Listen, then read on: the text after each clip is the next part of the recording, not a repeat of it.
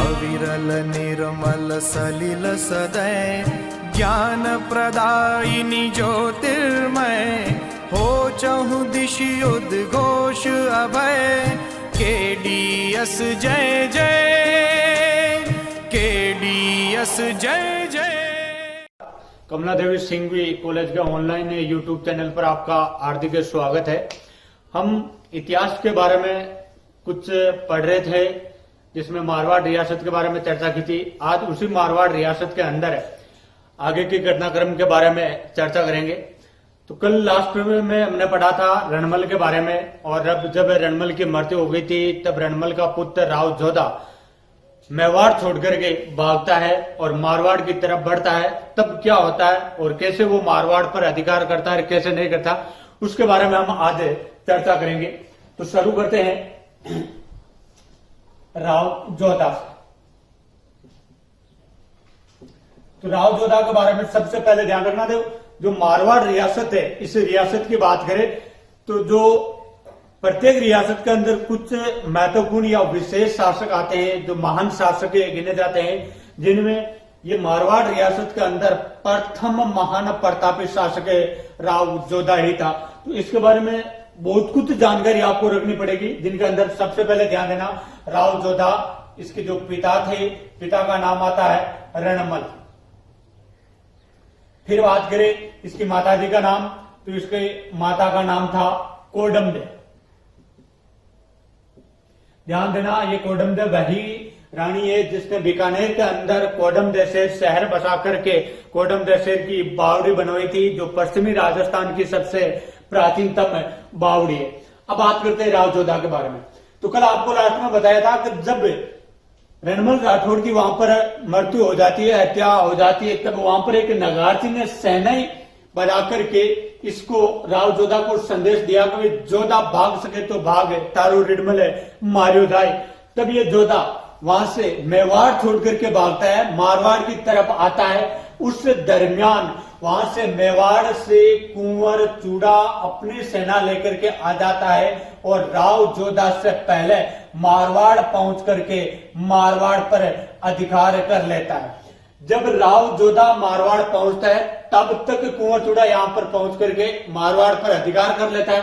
तब जोधा मारवाड़ से निकल करके सीधा चला जाता है बीकानेर की तरफ पर। वहां पर एक गांव आता है और उस गांव का नाम आता है काहुनी गांव, और ये काहुनी गांव पड़ता है आपके बीकानेर के अंदर। यहां पर ये अपना निर्वासित जीवन जीता है, क्योंकि मारवाड़ पर अधिकार राव चूड़ा का हो गया, बोले तो सिसोदिया सेना का हो गया। तब यहाँ काहुनी गांव के अंदर जाकर के यह शरण लेता है और यहीं पर रहते हुए राव जोधा ने अपनी जो सेना है उस सेना का संगठन करना शुरू किया, वापस अपनी सेना बढ़ानी शुरू कर दी। इस गांव के अंदर रहते हुए अपनी जो सैन्य शक्ति है इसको बढ़ाते हुए इसने लगभग 15 वर्षों तक अपना सैन्य पक्ष मजबूत किया। और उसके पश्चात ये 1453 ईस्वी के अंदर, अब विशेष ध्यान देना, ये जो रणमल था, इस रणमल की मृत्यु होती है 1438 ईस्वी के अंदर। तो कुंवर चूड़ा मारवाड़ पर अधिकार कर लेता है 1438 ईस्वी के अंदर। तो ये राव जोधा 1438 में इस काहुनी गांव में पहुंचता है और लगभग 15 वर्ष वहां पर रहते हुए बात आती है 1453 ईस्वी में। 1453 ईस्वी में राव जोधा को इसी काहुनी गांव के अंदर एक राठौड़ व्यक्ति मिलता है जिसका नाम आता है हड़बू जी। और यही हड़बू वही हड़बू है जिन्होंने आगे चल करके लोक देवता के रूप में इनकी पूजा की जाती है, जो पंच पीरों के अंदर शामिल है। तो ध्यान रखना, हड़बू राठौड़। इन हड़बू राठौड़ ने राव जोधा को आशीर्वाद दिया। आशीर्वाद स्वरूप हड़बू ने राव जोधा को 2 चीजें प्रदान की। अब बात करें कौन कौन सी है, तो एक तो दिया था हड़बू ने राव जोधा को कटार, और दूसरी वस्तु भेंट की थी मूंग की दाल। इन 2 चीजों को प्रदान किया और साथ में इनको आशीर्वाद दिया कि राव जोधा अब आप जाओ और मारवाड़ पर फतेह करो, आपका जरूर वहां पर आधिपत्य हो जाएगा। तब राव जोधा हड़बू के आशीर्वाद से मारवाड़ की तरफ आता है और 1453 ईस्वी के अंदर या मारवाड़ पर अधिकार कर लेता है, क्योंकि इस समय जब राव जोधा ने मारवाड़ पर आक्रमण किया उस समय ये कुंवर चूड़ा अपना सेना लेकर के गया हुआ था मालवा की तरफ। तो ध्यान रखना, राव जोधा ने मारवाड़ पर अधिकार कब किया था? 1453 ईस्वी के अंदर। किसके आशीर्वाद से अधिकार किया? तो ध्यान रखना, हड़बू राठौड़ के आशीर्वाद से यहां पर अधिकार किया था। अब जब राव जोधा ने मारवाड़ पर 1453 ईस्वी के अंदर अधिकार कर लिया, तब यहाँ राव जोधा का बड़ा भाई जिसका नाम आता है अखेराज, विशेष ध्यान रखना, बड़ा भाई था जिसका नाम आता है अखेराज राठौड़, और इसी अखेराज राठौड़ ने यहीं पर राव जोधा का अपने दाएं हाथ के अंगूठे से, दाएं हाथ के अंगूठे को तलवार से काट करके राव जोधा का राज तिलक किया था। विशेष ध्यान रखना आप, किसने राज तिलक किया था? राव जोधा के बड़े भाई अखेराज राठौड़ ने। किसका? राव जोधा का। कब किया? 1453 ईस्वी के अंदर। जब बड़े भाई ने छोटे भाई का राज तिलक किया तो छोटा भाई बोले तो राव जोधा, इसने अखेराज राठौड़ को एक वचन दिया। ध्यान रखना, वचन क्या दिया? बहुत बार एग्जाम में पूछा जा चुका है कि राव जोधा ने वचन दिया कि जो हमारी एक जागीर है और उस जागीर का नाम था बगड़ी। देखो विशेष ध्यान रखना, ये एक बगड़ी होती है, ये एक आभूषण भी है, और आभूषण किस शरीर की किस अंग का है उसके बारे में तो आपको जानकारी होगी। अगर नहीं भी जानकारी हो तो कमेंट बॉक्स में लिखना, मैं अगली क्लास के अंदर आपको बता दूंगा कि ये बगड़ी शरीर के कौन से अंग में पहना जाता है। लेकिन विशेष ध्यान रखना कि यहाँ पर जिस बगड़ी की बात कर रहे हैं वो बगड़ी एक आभूषण नहीं है, आभूषण के स्थान पर ये एक छोटी जागीर थी। और प्राचीन काल के अंदर पहले ये जागीर थी मारवाड़ रियासत के अंदर, लेकिन रणमल के समय इस जागीर पर अधिकार हो गया था मेवाड़ रियासत का। तो राव जोधा ने अखेराज राठौड़ को वचन दिया कि भाई साहब, मेरा आपने राज तिलक किया है और मैं इस बगड़ी की जागीर को जीत करके आपको यहाँ पर पुनः सुशोभित करूंगा। और इसी समय से ये मारवाड़ रियासत के अंदर प्रथा प्रचलित होगी। विशेष ध्यान देना कि ये जो प्रथा प्रचलित हुई है, प्रथा क्या थी कि मेवाड़ रियासत के अंदर, ध्यान देना, प्रथा शुरू हुई है मारवाड़ रियासत के अंदर और हुई किससे संबंधित है? मेवाड़ रियासत से संबंधित। अब बात करें क्या प्रथा है, तो मेवाड़ रियासत के अंदर जब भी किसी महाराणा की मृत्यु होती, ध्यान रखना, मेवाड़ के जो शासक वो महाराणा कहलाए और जो मारवाड़ के जो शासक थे वो राव कहलाए, या आप ये कह सकते हो कि ये महाराजा कहलाए। ध्यान रखना, मारवाड़ के शासक महाराजा और मेवाड़ के शासक महाराणा। तो मेवाड़ रियासत के अंदर जब भी महाराणा की मृत्यु होती थी तब या मारवाड़ का जो शासक होता था, महाराजा होता था, वो इस बगड़ी पर आक्रमण की घोषणा करता था। लेकिन ध्यान देना, जिस दिन महाराणा की मृत्यु हुई उस दिन ये बगड़ी जागीर पर अधिकार का वो मतलब आदेश जारी होता था। तब या मेवाड़ पर महाराणा की मृत्यु होने के पश्चात यहाँ पर जब नया शासक का राज तिलक होता था, वो राज तिलक होने के पश्चात या बगड़ी जागीर का जो ठाकुर होता था, वो ठाकुर अपने हाथ के अंगूठे से मेवाड़ का जो महाराजा होता था उसका पुनः राज तिलक करता था। और जब उसका राज तिलक किया जाता था तो मारवाड़ रियासत के महाराजा के द्वारा ये बगड़ी जीतने का अधिकार है वापस ले लिया जाता था। ये जो बगड़ी से धागे से संबंधित ये घटना है, ये प्रथा है काफी लंबे समय तक चली और आखिरकार मारवाड़ रियासत के अंदर एक शासक आता है जिसका नाम आता है महाराजा सरदार सिंह। तो महाराजा सरदार सिंह की मृत्यु के समय ये बगड़ी जीतने की जो प्रथा है, इस प्रथा की समाप्ति होती है। अब देखो, मारवाड़ पर अधिकार कर लिया, तो मारवाड़ पर अधिकार करने के पश्चात इधर मेवाड़ के अंदर जो शासक था महाराणा कुंभा, वो भी रुकने वाला नहीं था, क्योंकि ये भी साम्राज्यवादी नीति का शासक, शक्तिशाली शासक, दूसरी तरफ मेवाड़ के अंदर भी शक्तिशाली शासक। तो इन दोनों के बीच में संघर्ष होना सीधी सी बात है। तो इसको लेकर के इनके बीच में क्या होता है क्या नहीं होता है, उसके बारे में चर्चा करते हैं। तो ध्यान देना, मारवाड़ के बारे में हम चर्चा कर रहे हैं और मारवाड़ का शासक राव जोधा के बारे में। तो राव जोधा ने 1453 के अंदर इसे मारवाड़ पर अधिकार कर लिया था। तो इस दरमियान मेवाड़ के अंदर बात करें तो मेवाड़ का शासक था महाराणा कुंभा, और महाराणा कुंभा ने राव जोधा पर आक्रमण करने का सोचा। तो दो शक्तिशाली शासक आपस में युद्ध लड़ेंगे तो उसका परिणाम बड़ा होगा। तो इनके युद्धों को टालने के लिए एक महिला है, वो बीच में आती है। अब बात करते हैं कि उस महिला ने क्या किया क्या नहीं किया। तो वो महिला थी, उस महिला का नाम आता है हंसाबाई। ये वही हंसाबाई है, रणमल की बहन। ये रणमल की बहन मारवाड़ और मेवाड़ रियासत के बीच में संधि करवाती है। उस संधि के बारे में चर्चा करेंगे। तो एक तरफ तो था राव जोधा मारवाड़ रियासत का, ध्यान रखना, मारवाड़ का था राव जोधा, बीच में आती है हंसाबाई, और दूसरी तरफ रियासत आती है मेवाड़, और इस मेवाड़ रियासत का शासक था महाराणा कुंभा। इनके बीच में संधि करवाती है, और संधि करवाने वाली थी हंसाबाई। किन किन के बीच में? महाराणा कुंभा और राव जोधा के बीच में। अब थोड़ी सी चर्चा करें कि हंसाबाई का इनके साथ में क्या संबंध था। तो ध्यान रखना, हंसाबाई महाराणा कुंभा के लगती थी दादी, और हंसाबाई राव जोधा के लगती थी बुआ। तो बीच में रिश्तेदार, भाई समस्या दुख तो इसको होना था कि इसके जो रिश्तेदार है आपस में लड़ने वाले हैं। तो इससे हंसाबाई ने इन दोनों के बीच में संधि करवाई, और वो संधि इतिहास में कहलाई है आवड़ बावड़ की संधि। ध्यान रखना, वो संधि कहलाई है आवड़ बावड़ की संधि। और ये आवड़ बावड़ की जो संधि है वो संधि हुई है आपके 1453 ईस्वी के अंदर। कब हुई है? 1453 ईस्वी के अंदर।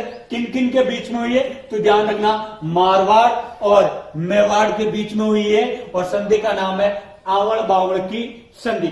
अब देखो, संधि करवाने वाली थी हंसाबाई। अब संधि के तहत होता क्या है कि मारवाड़ और मेवाड़ इन दोनों के बीच में सीमा निर्धारित की गई कि भाई यहां से इस तरफ आपकी है, इस तरफ आपकी। बोले तो सीमा का जो केंद्र बिंदु है वो केंद्र बिंदु बनाया गया था सोजत दुर्ग को। जो सोजत दुर्ग था, उस सोजत दुर्ग के पश्चिमी भाग है उस पर तो मेवाड़ का अधिकार रहेगा, पूर्वी भाग है उस पर मेवाड़ का अधिकार रहेगा, और सोजत दुर्ग के जो पश्चिमी क्षेत्र के अंदर जो हिस्सा है उस हिस्से पर मारवाड़ रियासत का अधिकार रहेगा। यहां तक तो कंप्लीट हो गया, लेकिन फिर भी हंसाबाई को लगता था कि हो सकता है ये और भी आने वाले समय के अंदर लड़ लेंगे, या मेरी मृत्यु होने के पश्चात लड़ लेंगे। तो इस आगामी घटना को, आगामी लड़ाई को टालने के लिए इसने इनके बीच में जो दुश्मनी थी उस दुश्मनी को ही समाप्त कर दिया, और दुश्मनी को समाप्त करके वहां पर रिश्तेदारी लेकर आ गए।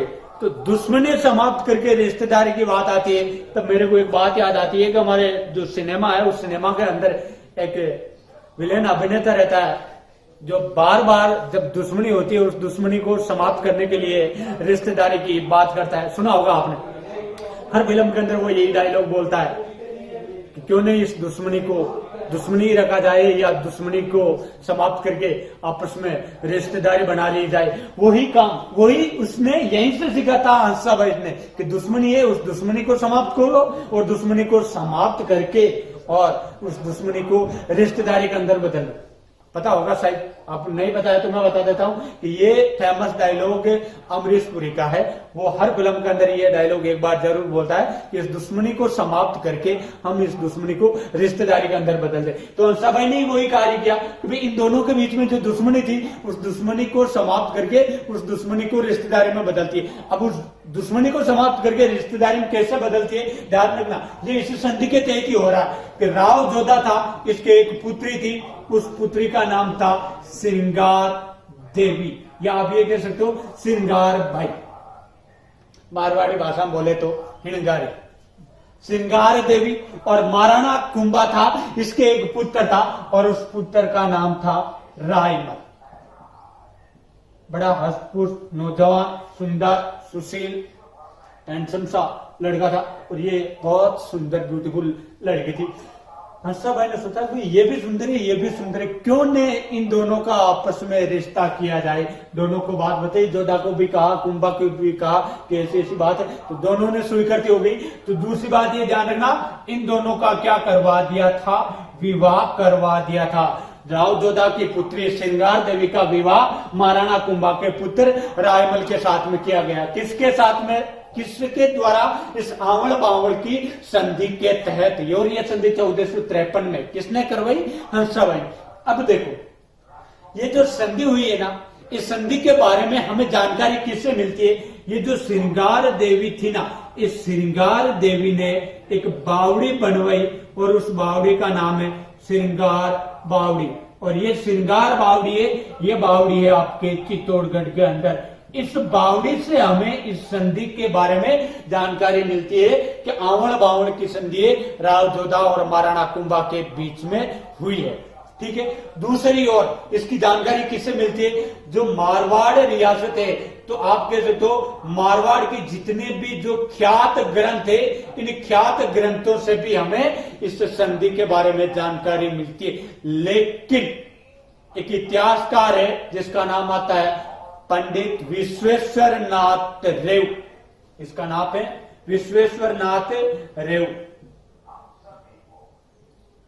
ये जो विश्वेश्वर नाथ रेव है, ये व्यक्ति इस संधि को नहीं मानता है। ये कहता है कि ऐसी कोई संधि नहीं हुई थी, बगैर संधि के ही इनकी जो दुश्मनी थी वो समाप्त हो गई थी। तो ये ध्यान रखना, आवड़ बावड़ की संधि ऐसे हुई। अब फिर बाद में राव जोधा क्या करता है क्या नहीं करता है उसके बारे में चर्चा करते हैं। तो राव जोधा मंडोर पर अधिकार हो गया, जो मेवाड़ से दुश्मनी थी वो समाप्त हो गई। तो इसके पश्चात यहाँ इसको ये जो मंडोर जो दुर्ग है, इस दुर्ग को सामरिक दृष्टिकोण से महत्वपूर्ण नहीं मानते हुए राव जोधा ने 12 मई 1459 ईस्वी को, ध्यान रखना 12 मई 1459 ईस्वी को एक शहर बसाया और उस शहर का नाम अपने नाम के आधार पर नाम रखा जोधपुर। बहुत महत्वपूर्ण कि उसने जोधपुर शहर की स्थापना किसने की, राव जोधा ने की। कब की, 12 मई 1459 ईस्वी को जोधपुर शहर की स्थापना की। अब आपके क्या होता है, किसी जोधपुर शहर की स्थापना करने के पश्चात राव जोधा ने एक पहाड़ी थी, उस पहाड़ी का नाम आता है चिड़िया टुके या चिड़ियानाथ टुक की पहाड़ी। इस पहाड़ी के ऊपर राव जोधा ने एक दुर्ग का निर्माण शुरू करवाया और उस दुर्ग का नाम रखा मेहरानगढ़ दुर्ग। तो ध्यान रखना, मेहरानगढ़ दुर्ग है। इस दुर्ग का भी निर्माण 1459 ईस्वी में किसने करवाया, राव जोधा ने। आपको एग्जाम में पूछे कि मेहरानगढ़ दुर्ग का निर्माण किसने करवाया, तो ध्यान रखना राव जोधा ने करवाया। हालांकि राव जोधा इस मेहरानगढ़ दुर्ग का निर्माण पूरा नहीं करवा पाया, इसके पश्चात जो शासक बने थे उन्होंने इसका निर्माण पूरा करवाया। लेकिन एग्जाम में पूछे तो ध्यान रखना निर्माण करवाने वाला था राव जोधा। अब देखो, मेहरानगढ़ दुर्ग का निर्माण करवाया राव जोधा। दिन में कारीगर इस दुर्ग का निर्माण करते और रात्रि में वो निर्माण जो कार्य हुआ वो रात्रि में सोते ही दे जाता। कोई आकर के उसे निर्माण को तोड़ करके चला जाता। जैसे आज इन्होंने इतनी लंबी दीवार बनाई, रात्रि में वो टूट जाती थी, कुछ तोड़ करके चला जाता। 4-5 दिन तक ऐसा चला। तो फिर बाद में जो सिपाही थे, जो कारीगर थे, सैनिक थे, वो जाकर के राव जोधा को बोलते हैं कि साहब महाराज हम दिन में कार्य करते हैं, रात्रि में वो कोई आकर के तोड़ के चला जाता है। तो राव जोधा ने पता लगाया। पता लगाने पर किसी व्यक्ति ने बोले, तो राव जोधा ने पता लगाया तो किसी ने बोला कि आप ऐसा करिए, इस दुर्ग की जो नींव है उस नींव के अंदर किसी जीवित व्यक्ति को दीवार के अंदर जिंदा चुनाओ। दीवार के अंदर आप अगर जिंदा चुना दोगे तो उसके पश्चात उसका निर्माण है वो सफल हो पाएगा।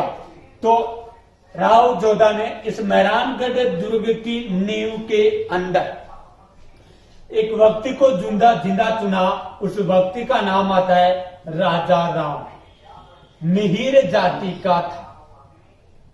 आप ये भी कह सकते हो कि राजिया मेघवाल को दीवार के अंदर जिंदा चुना गया था।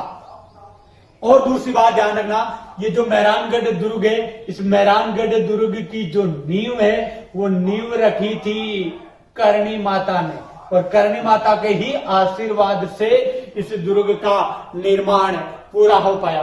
तो जब राजा राम मिहिर को या राजा मेघवाल को दीवार के अंदर जिंदा चुनवाया गया तो यहाँ का जो शासक था राव जोधा, उस राव जोधा ने इसके परिवार के भरण पोषण की पूरी जिम्मेदारी ली थी। लेकिन निर्माण सफल हो गया। सफल होने के पश्चात बोले तो शुरुआत के 10-15 वर्षों तक तो राव जोधा ने इनके परिवार का भरण पोषण किया, लेकिन तत्पश्चात इस शासकों के द्वारा या मारवाड़ के राठौड़ों के द्वारा उस परिवार के प्रति ध्यान नहीं दिया गया। तो यहाँ इनके परिवार के आगामी वंशजों में एक महिला थी। उस महिला ने मारवाड़ के जो राठौड़ थे उन राठौड़ों को एक श्राप दिया कि यहाँ का कोई भी शासक है या इस राजघराने का कोई भी व्यक्ति है वो अपने पोते का मुंह नहीं देख पाएगा। वो काफी लंबे समय तक ये श्राप लगा हुआ रहा था, लेकिन पिछले कुछ समय से ये श्राप है वो टूट भी गया था। तो ये ध्यान रखना कि ऐसा श्राप है वो राजा राम मिहिर के परिवार के द्वारा मारवाड़ रियासत के शासकों को दिया गया था। तो दुर्ग का निर्माण कंप्लीट हो गया। दुर्ग की दीवार के अंदर जिंदा चुनवा दिया था राजा राम मिहिर को या राजा मेघवाल को, और नींव में वो करणी माता ने रखी थी।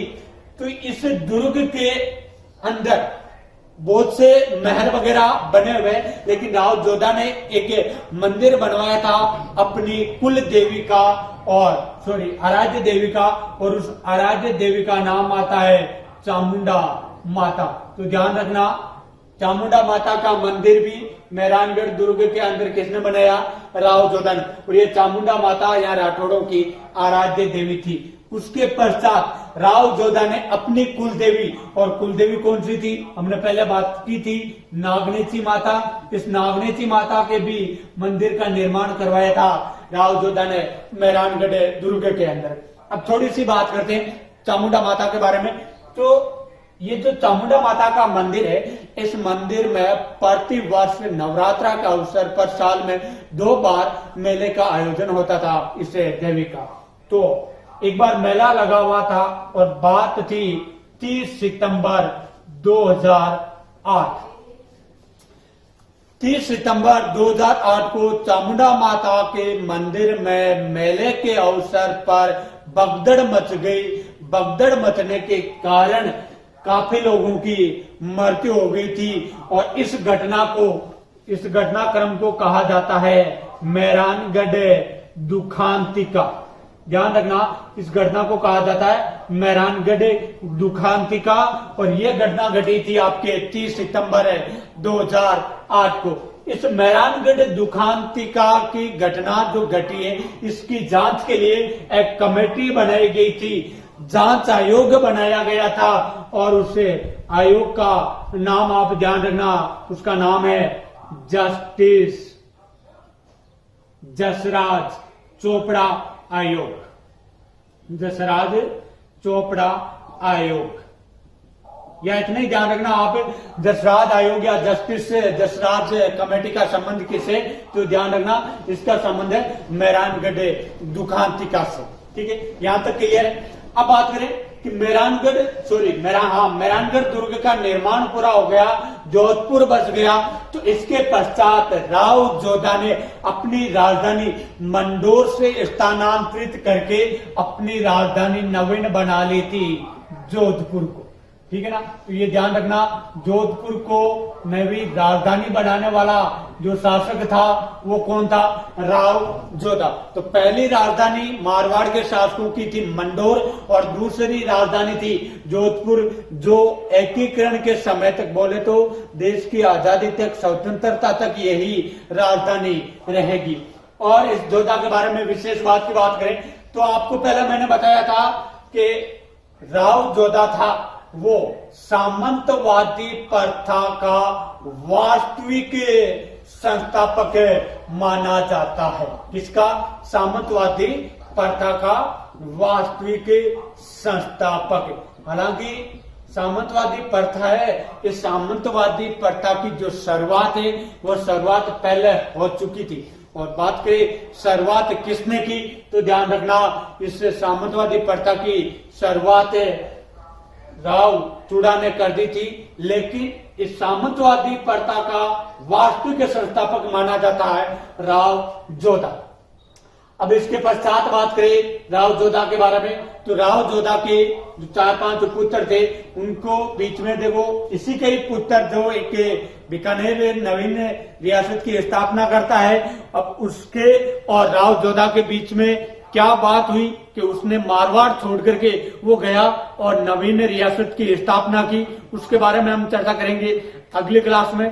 तब तक के लिए धन्यवाद। लेकिन एक बात और कहना चाहता हूं, ये जो चैनल है इस चैनल को आप अधिक से अधिक शेयर करना, लाइक करना और सब्सक्राइब करना, जिससे क्या है कि हमें भी आत्मविश्वास बढ़े, ताकि हम भी आपके सामने इससे बढ़ करके कुछ से अच्छा कर सके। आप जितना अधिक लाइक करोगे, जितना अधिक शेयर करोगे, उतना ही हमारा कॉन्फिडेंस बढ़ेगा, जिससे हम और अच्छा करने की कोशिश करेंगे। धन्यवाद।